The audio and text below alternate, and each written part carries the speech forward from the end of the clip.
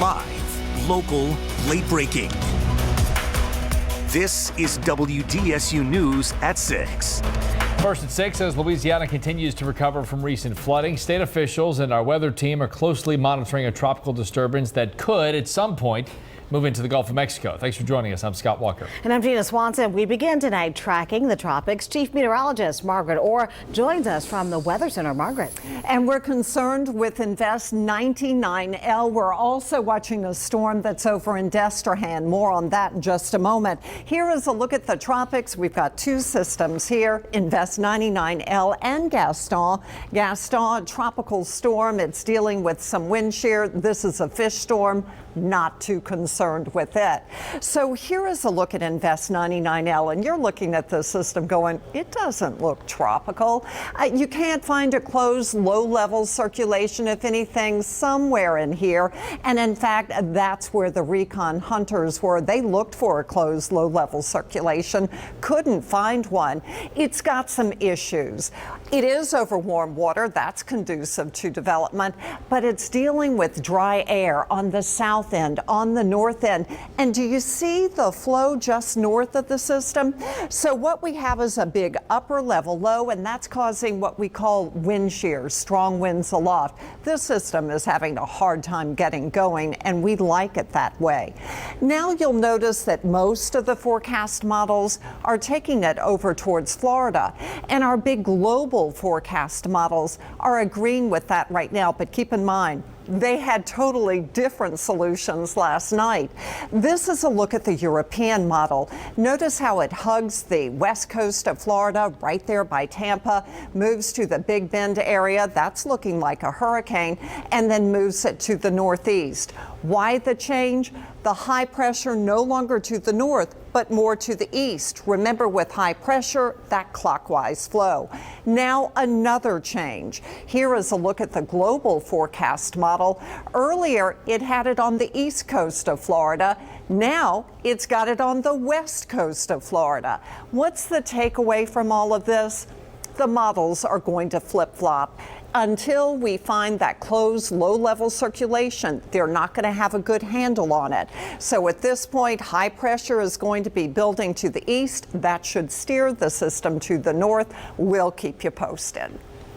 All right, Margaret, thanks. And this is a perfect opportunity to tell you to download the WDSU Hurricane Central app. Then you can track any system that's out there and stay up to date on emergency notices. All right, we're talking storm preparedness this evening as we enter the height of the season. Entergy hosts community meetings to detail their storm plan. Now, the goal is to ensure customers are prepared. WDSU reporter Casey Frand is live in Lakeview now with a look at Entergy's priorities for the remainder of the hurricane season. Casey? Yeah, right now officials are here at the Lakeview Christian Center discussing their priorities as they're heading into the hurricane season and also detailing their Operation Storm Ready plan. Now, there's several people who've stepped inside the meeting right now, and officials are going to be talking about their electricity restoration process as well as the priorities that they follow after a storm. Now, Entergy says in the first 3 days following a storm, they have three key priorities. First is assessing damage so that personnel can be deployed with the right materials to make repairs. Then it's restoring power plants and large transmission lines with minimal damage. They'll now work on repairing substations and distribution lines that serve critical customers. And Entergy says their approach is to restore power to the largest number of customers in the shortest amount of time. We're trying to make sure we get the critical customers like hospitals and sewer lift stations and pumps and telecommunications, police, fire. All those things take top priority over any customer, and we work on getting them restored as soon as possible. And that meeting here in Lakeview is just getting underway. There will be another one tomorrow at Mary Vietnam Community Meeting Center in New Orleans East, and then two more next week. And we've put a list of all those dates and locations on our website, WDSU.com. Reporting live in Lakeview, I'm Casey Ferran. Back to you. All right, Casey, thanks. Well, after historic floods swept through large portions of the state, Tangipahoa Hope Parish school leaders have hit the reset button. Today was the second first day of school for students, faculty, and staff. You see 18 inches of water filled the hallways of this school in a meet. Well, this morning the halls were filled with 400 plus students. We are ready to go. We're ready to help and assist. School supplies, everything they need we have here. Just ask, and we are ready to help and ready to start a great school year. The district's pre-K and kindergarten students will have their first full day September 2nd. After President Obama's recent tour of flood damage, Louisiana will get another visit from a high-ranking official in the federal government. Tomorrow, U.S. Department of Housing and Urban Development Secretary Julian Castro will travel to Baton Rouge. He is expected to meet with HUD-assisted residents, staff, and local officials to get an update on the housing impacts of the recent flooding disaster. The Livingston Parish Coroner's Office identified a body discovered near a flooded subdivision in Denham Springs. 53-year-old William Thomas was listed as missing during the flooding. Authorities had said he went for a morning walk and never returned.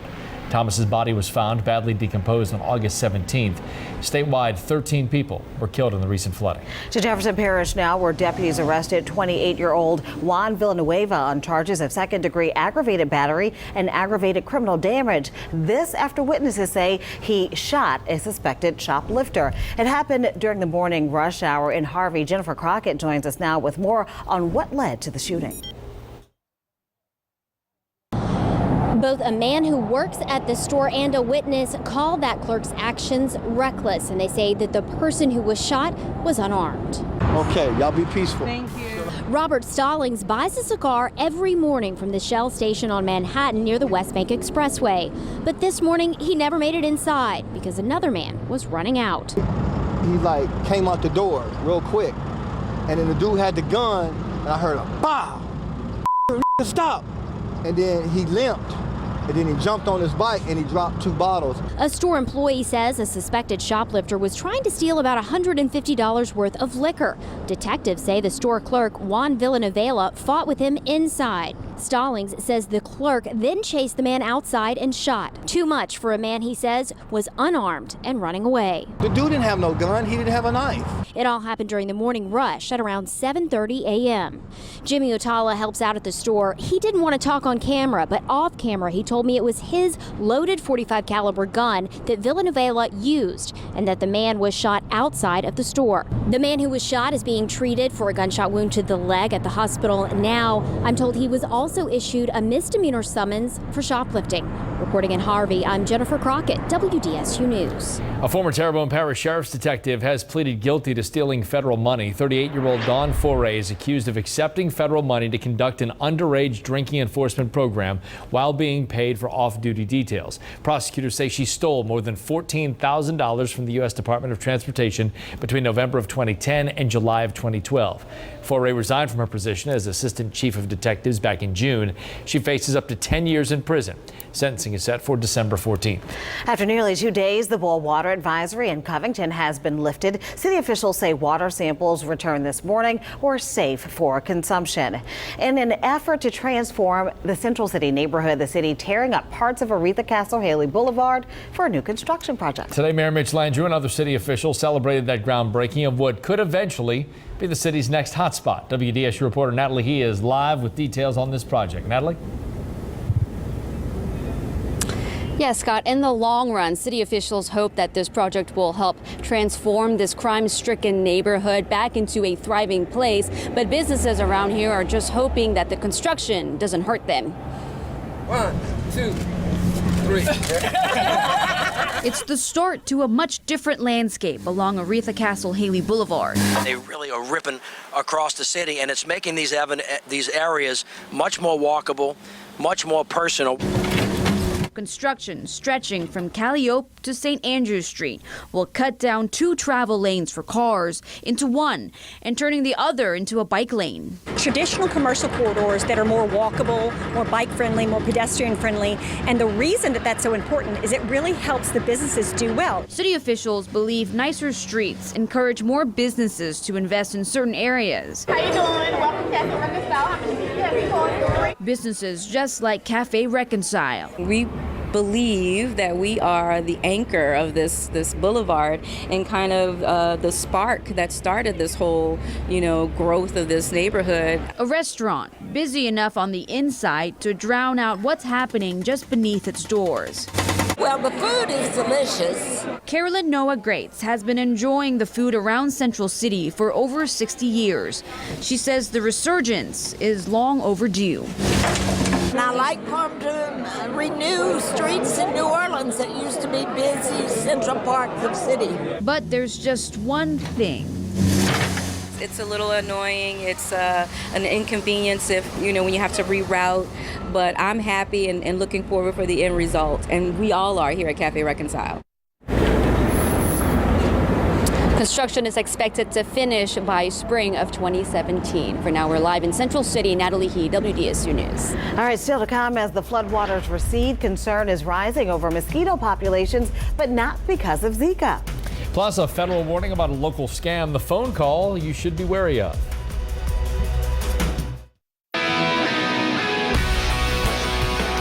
Depending on where you are as the floodwaters recede, you may begin seeing an explosion of mosquitoes. And while it's the Zika virus that's making the national headlines, it is not the biggest concern in South Louisiana in the wake of the flooding. As North Shore reporter Heath Allen shows us, the real threat may come from an old nemesis.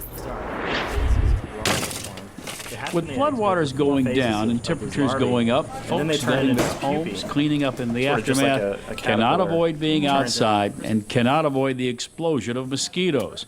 Fortunately, most of the flooded parishes don't have a lot of the mosquitoes that might carry Zika.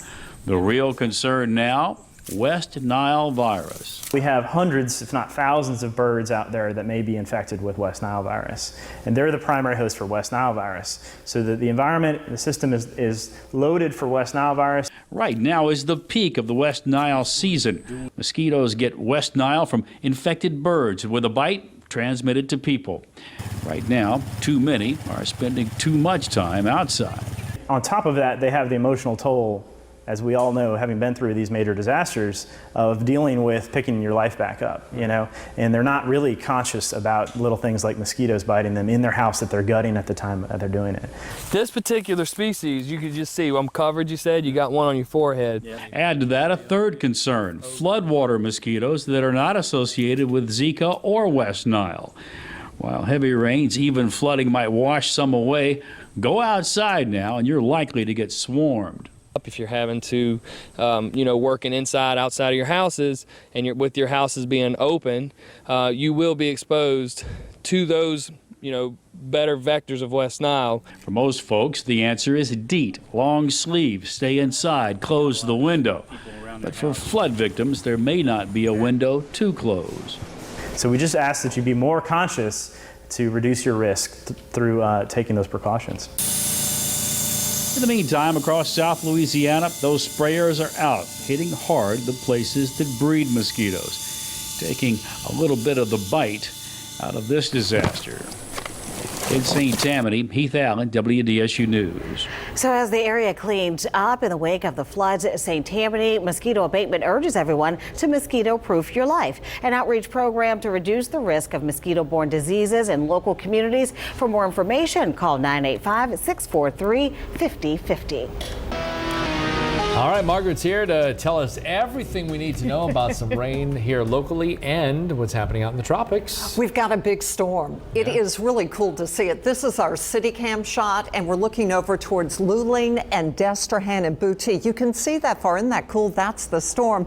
We can go to our live radar, and that's what we're watching. It's heading towards the west, and at this point, it's heading right over towards Paradis. So be aware. You got a storm moving your way. Lots of lightning. You know what else we have? This flood advisory extended again over towards the Baton Rouge area, in effect until 3 tomorrow, and that's simply because of all of the flooding that's still occurring there, even though the rivers have dropped below flood stage. High pressure just to our north, also to the east, man. We've got this onshore flow, a whole lot of moisture moving in, and a little area of disturbed weather moving to the west. That helped with the rain that we had today, and we had some big storms fire up. They started along the Mississippi Gulf Coast, moved into St. Tammany, then into Tangipahoa Parish, and we did get some locally heavy rain. We had that flood advisory for the southeast portion of St. Tammany. Now that storm has moved over by Kentwood. Doppler indicated it was a good 2.5 inches of rain. Now in the metro, we had an outflow boundary move through. Did you see it? Look, there it is. And that helped a storm fire up. This is the one we're looking at right there at Luling, and at this point moving towards the southwest, heading over towards Des Allemands, and a whole lot of lightning with this storm. But look at how we've had more activity fire up. It's right there at Lafitte as well, and we can see how there was a big storm over Lake Borgne. It moved to the southwest, and that's what we're seeing near Lafitte right now. And then a little bit of activity right along the coast, all of it moving southwestward. So as we look at the rainfall accumulations, we're beginning to see more of the area get covered. The heaviest rain, though, North Shore and South Mississippi, and then that storm that moved out of Lake Borgne. As you go into the overnight hours, the rain will diminish, but then tomorrow, another little area of disturbed weather in the Gulf. I've got a higher rain chance for tomorrow, about a 50% chance. Here we are looking at about 3 in the afternoon with that potential that we could have some strong storms. So 50% for tomorrow. But as you go into Friday and Saturday, I've got us back down to a 30% chance. Could have more of that activity along the coast. So it's looking like it's going to be hot. We're going to have more temperatures climbing into the mid-90s. Just be aware of that rain offshore. Here we are looking at Gulfport. Williams sent that in, and that's some of the thunderstorm activity that moved over the North Shore. Margaret Early said it really came down, and it was hot. The high 95 degrees, hot across the area, low to the mid-90s. Bogalusa hit 96. We've cooled down now at the airport, 85 degrees.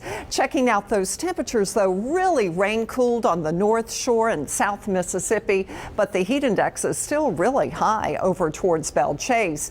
Isolated rain as you go to the 9 o'clock hour. Low temperatures, mid-70s to near 80 degrees. Could have some low 70s, and then hot tomorrow, back in the low 90s, so not quite as hot as today.